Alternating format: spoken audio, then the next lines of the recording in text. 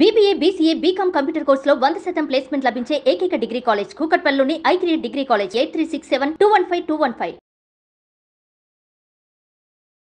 నమస్తే రమగారు. నమస్తే జయ. ఏదైనా చందమామ కథ చెప్తారండి? సరదాగా ఉండే కథ చెప్తాం. ఓకే. మంచి కథ సరదాగా కూడా ఉంటుంది. పూర్వమట ఆదర్శముఖుడు అని ఒక రాజుగారు ఉండేవాడు. రాజు భలే గొప్పవాడు. ఆయన ఎంత మంచి మంచి తీర్పులు ఇచ్చేవాడు. తీర్పు అంటే చివరికి రిపోర్ట్ ఇచ్చిన వాడు వెనక్కి తీసుకెళ్ళిపోయేలాగా కూడా ఉండేవి కొన్ని. ఓహో. వదిలేండి మాలో మేమే సర్దుకుంటామనేవాళ్ళు. చాలా గట్టివాడు, తెలివైన వాడు. ఆయన ఐడియాస్ చాలా గొప్పవాడు అనమాట. అయితే ఆయన రాజుగా ఉండే కాలంలో రాజధానికి పక్కన ఒక ఊళ్ళో దండి అని ఒక బ్రాహ్మణ ఆయన ఉండేవాడు. ఈయనకి ఏంటంటే పొలం ఉంది, కొంచెము వ్యవసాయ పొలం ఉంది, కానీ ఇవి లేవు, ఎడ్లు లేవు. ఎడ్లు లేకపోయేసరికి బ్రాహ్మడు కదా, ఎవరిని అడిగినా వాళ్ళు ఎవరో ఒకళ్ళు తోలుతారు. ఓ ఆసామిని డబ్బులున్నాయని ఒక ఆయన్ని ఎడ్లు ఉన్నాయని అడిగాడు. ఏమిటి నాకు ఎడ్లు కావాలంటే ఆయన ఏమన్నాడు, సరే మా ఎడ్ల తోలుకోండి పంతులు గారు అని చెప్పాడు. ఈ దండ ఏం చేశాడు, ఓ జత మంచి పెద్ద ఎడ్ల సలీసుగా ఉన్న వాటిని తీసుకుని వెళ్ళాడు. తవ్వుకున్నాడు, దున్నుకున్నాడు నేల. దున్నుకున్న తర్వాత ఎడ్లను తోలుకొచ్చేసరికి వాళ్ళ ఆసామి నడవాలో కూర్చుని కంచం పెట్టుకుని అన్నం తింటున్నాడు. పొద్దుటి పూట సద్దన్నం తింటారు కదా. ఇది చూసేసరికి అలా అన్నం తినేవాడిని లేపు రావటం ఎందుకు లేని ఆయన చూస్తూనే ఉన్నాడు. ఆసామి ఇట్లా చూస్తూ ఉండగానే ఈ 2 ఎడ్లని కొట్టంలోకి తోలాడు. తోలి అన్నాడు, వెళ్ళిపోయాడు. ఏ నోటితోటి ఏమనలా, చెయ్యి ఊపాడు. ఈ ఆసామి అన్నం తింటూ ఎడ్లు 2 కొట్టంలోకి వెళ్ళటం చూశాడు కూడా. ఓకే. ఓ గంట పోయాక ఆయన దారిన ఆయన పోయాడు. ఒక గంట పోయాక ఈ అన్నం తింటున్న ఆసామి చేయి కడుక్కుని దొడ్లో ఏవో సవరించుకుని వీళ్ళతో కబుర్లు చెప్పి కొట్టంలోకి వచ్చి చూసేసరికి ఎడ్లు లేవు. ఇదేం చేశాడు, కథ చెప్పుకున్నాం కదా ముందు, తోలాడు, కట్టాడు కాదు, తోలాడు అంతే. ఆయన కట్టుకుంటాడు అని ఊరుకున్నాడు. అక్కడి నుంచి ఎడ్లు వెతికాడు, అటు ఇటు ఎక్కడ కనపడలేదు. కొట్టంలో ఉండాల్సిన ఎడ్లు లేవు. పోయి దండిని అడిగాడు, ఆ కొట్టంలో మరి మా ఎడ్లేవి అని. కొట్టంలోకి తోలుతిని కాదు అన్నాడు. ఏం తోలేవు, కొట్టంలో లేవు, మరి వచ్చి చూపించు అన్నాడు. వెళ్తే ఏముంది, కొట్టం ఖాళీ, అందులో ఎడ్లు లేవు. నేను తోలేను, నువ్వు చూసావు అంటాడు. నువ్వు నాకు చెప్పలేదు, నువ్వు తోలలేదు అంటాడు ఈయన.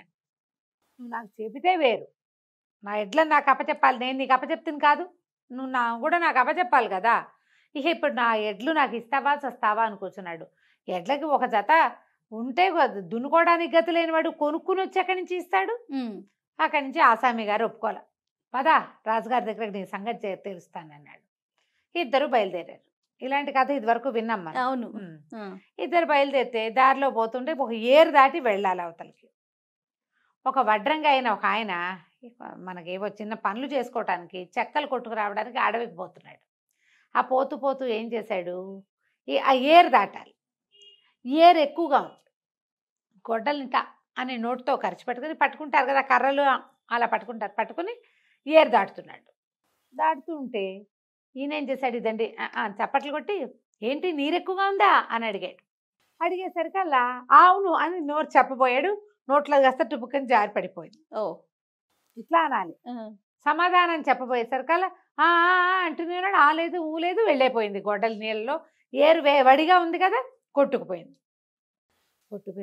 ఊరవురా బాపనాయన ఇంత పని చేసావు, నా గొడ్డలు నాకు తెచ్చి అన్నాడు. నేనేం చేశానయ్యా మధ్యలో అంటే నువ్వు మాట్లాడిచ్చావు కాబట్టి నేను మాట్లాడా కాబట్టి అది కొట్టుకుపోయింది. ఇప్పుడు ఎవడు జవాబుదారీ, అంతే, తొలుత మాట్లాడిచ్చిన వాడు కాబట్టి నువ్వే నాకు ఇవ్వాలన్నాడు. అనేసరికి ఇప్పుడు ఏం చెయ్యాలి, ఆసామి అన్నాడు మేము ఎలాగో రాజుగారి దగ్గరికి తీర్పు పోతున్నావు, నువ్వు కూడా రా అన్నాడు. ఆ ఏరు దాటితే బోళ్ళంత గడ్డి గాదం బోళ్ళని కనపడుతున్నాయి. ఒక చెట్టు కింద ఒక అంత మేకల మందు ఉంది. ఆ మందంతా చెట్టు కిందే మేస్తుంది ఒక చోటే. అయితే ఏమన్నాడు, బ్రాహ్మణానికి నోరు ఊరుకోదన్నమాట. నాకు మళ్ళీ పాపం ముందుకెళ్తూ ఏరా అబ్బి ఎందుకురా నీ మేకలు ఇక్కడే మేస్తున్నాయి, అదంతా పైన బీడంతా బాగా పచ్చిక బీడు బాగుంది కదరా పైకి అంటే, ఏమోనండి ఏం చేసినా ఇక్కడే మేస్తాయి అయ్యగారు, ఎవరిని అడిగినా సమాధానం చెప్పట్లేదు, మీరు ఎక్కడికి వెళ్తున్నారు అన్నాడు. మేము ఆదర్శముఖ మహారాజును చూడడానికి వెళ్తున్నాం అంటే, రాజుగారిని కనుక్కొని చెప్పండి, ఎందుకు నా మేకలు ఇక్కడే మేస్తాయో నాకు తెలియదు, తోలినా సరే మళ్ళీ పరిగెత్తుకుంటూ ఇక్కడికే వచ్చేస్తాయి. అక్కడంతా గడ్డి ఉంది బాగా, ఇక్కడ కొంచెమే ఉంది, అయినా సరే ఇక్కడే వెళ్ళాడుతూ ఉంటాయి, అవి వెళ్ళవు. సరే బాగానే ఉంది. అక్కడి నుంచి ఇంకా కొంచెం ముందుకెళ్ళారు. వెళ్తే ఒకడు ఒక పెద్ద పాముల పుట్ట దగ్గర కొంచెం యువతలుగా నిలబడి ఇట్లా చూస్తున్నాడు దాంట్లోకేసి. వాళ్ళిద్దరు పక్కన ఒక ఆసామి ఒక వడ్రంగి ఇద్దరు ఉన్నారా, వాళ్ళు నోరు మూసుకుని ఉంచున్నారు నడుస్తున్నారు. ఈ భట్టి గారికి దండికి తోచదనమాట. ఏమిట్రా అబ్బాయి పుట్టలో చూస్తున్నావు అన్నాడు. అనేసరికల్లా ఈ పుట్టలో ఓ పాము ఉందండి, అప్పుడప్పుడు కాపాడుతుంది కనపడుతూ ఉంటుంది. అయితే పొద్దున ఇందాక అది నేను ఇక్కడ చెట్టు కింద కూర్చుని పిల్లంగో బూదుకుంటుంటే ఇందులో నుంచి వచ్చిందండి, పుట్టలో నుంచి జర జర జర జర పాకేసింది. ఒక గంట 2 గంటల తర్వాత వచ్చింది. అది ఇప్పుడు మళ్ళీ లోపలికి వెళ్ళబోయేటప్పుడు వెళ్ళటం లేదండి, అది వెళ్ళలేకపోయింది. వచ్చేటప్పుడు సులువుగా వచ్చేసింది, వెళ్ళేటప్పుడు ఎందుకు వెళ్ళలేకపోతుందో తెలియదు. చచ్చిపోయింది అది వెళ్ళటానికి, ఎంతసేపు పట్టిందో దానికి ఎందుకో తెలియట్లేదండి, ఎవరినైనా అడగాలన్నాడు. అని మీరు ఎక్కడికి వెళ్తున్నారంటే రాజు దగ్గరికి వెళ్తాం. అయితే రాజుగారిని అడగండి, పాము బయటకు వచ్చేటప్పుడు వేగంగా వచ్చి లోపలికి వెళ్ళేటప్పుడు తేలిగ్గా ఎందుకు వెళ్ళలేకపోతుంది, ఎందుకు టైట్గా వెళ్తుంది. మంచి ప్రశ్నే. ఈ 4 ప్రశ్నలు పుచ్చుకుని పోయారు. 2 తీర్పులు, 2 ప్రశ్నలు. తీరా వెళ్ళేసరికల్లా ఏమైంది, రాజుగారు సరే వీళ్ళందరినీ విచారించాడు. విచారిస్తే దండ ఏం చెప్పాడంటే, స్పష్టంగా ఎడ్లను నేను లోపల తోలానండి, నడవాలో కూర్చుని అన్నం తింటున్నాడు, అక్షరాలా చూశాడు.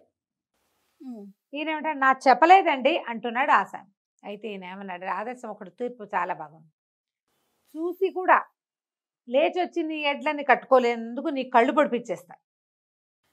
రాముడు తను ఎడ్లు తీసుకెళ్ళినవాడు, ఇదిగో నీ ఎడ్లు అని నీకు అప్పచెప్పినందుకు ఆయనకి 4 పీకిచ్చేస్తా, చెప్పు ఈ తీర్పు నీకు ఓకేనా అన్నాడు. ఈ తీర్పు నీకు ఓకేనా, రిపోర్ట్ వెనక్కి తీసుకుంటావా అనగానే ఆసామి అన్నాడు, ఈ తీర్పు వదిలేండి బాబు, నాకు అంత బ్రాహ్మణానికి 4 కత్తిరిచ్చేస్తానంటే పోనీ ఓకే అనుకుందాము, వాళ్ళు 2 కళ్ళు పొడి చేస్తే కళ్ళు పొడిపించేస్తాడు, 4 పీకిచ్చేస్తానన్నాడు.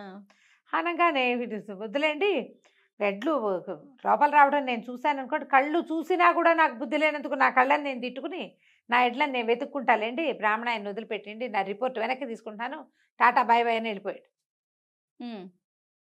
ఓకే, ఇప్పుడు 2వ వాడు ఉన్నాడు వడ్రంగి. బ్రాహ్మణ ఆయన మాట్లాడించడం వల్లే గొడ్డలి పోయింది, నీరు వడిగా ఉంది, అందుకే వీడు నోట్లో గొడ్డలు పెట్టుకుని నిదానంగా ఏరు దాటుతున్నాడు అని చూశాడు బ్రాహ్మడు. చూసినా కూడా అడిగాడు నేను కదా, బ్రాహ్మడి కళ్ళు పొడిచేసేద్దాం, వాడి శిక్ష అయిపోయింది. ఇక నీ సంగతి ఏంటంటే, నీళ్లు వడిగా ఉన్నాయని తలూపి చెబితే సరిపోయేది, తలూపచ్చు, తలూపకుండా నోరు తెరిచి ఒకటి పళ్ళు పీకిచ్చేద్దాం నీవి, ఓకేనా అన్నాడు. వడ్రంగి వాడు అన్నాడు, ఎందుకు బాబు అంత కష్టం, పావల పెడితే గొడ్డలు వస్తుందండి, వద్దులేంటి బ్రాహ్మణ ఆయన నేను క్షమించేస్తాను, నేను రిపోర్ట్ ఇవ్వను అని వాడు వెళ్ళిపోయాడు. ఇప్పుడు ఈ దగ్గర దండి దగ్గర 2 ప్రశ్నలు ఉన్నాయి, మేకలు అండ్ పాములు. ఈ మేకలు ఎందుకోనంటే ఒక చెట్టు కిందే మేస్తాయండి, అదొక పెద్ద నేరేడు చెట్టు, ఆ నేరేడు చెట్టు కిందే మేస్తున్నాయి, అవతల ఇంకా గడ్డి ఉంది కానీ ఆ గడ్డి మీదకి వెళ్ళవటం ఎప్పుడు ఇక్కడే మేస్తాయంటే ఆయన అన్నాడు, ఓహో ఆ దారిలో ఉన్న నేరేడు చెట్లు కాదు, సరే ఆ నేరేడు చెట్టు మీద పెద్ద బ్రహ్మాండమైన కొండ తేనెటీగల తేనె పట్టుంది, ఆ చుక్కలు కిందకి రాలుతుంటే ఆ తీపికి అలవాటు పడి మేకలు ఇంకో చోటకి వెళ్ళటం లేదు, వచ్చే వారం ఎలాగో చెట్లు కొట్టించేస్తానులే, ఆ మేకలు చచ్చినట్టు ఇంకో చోటుకి పోతాయి, తీపి కొత్త రుచి తగిలేసరికి వెళ్ళడం మానేస్తున్నాయి అన్నమాట మేకలు, వెళ్ళకుండా అక్కడున్న గడ్డే పిక్కు తింటూ ఉంటాయి.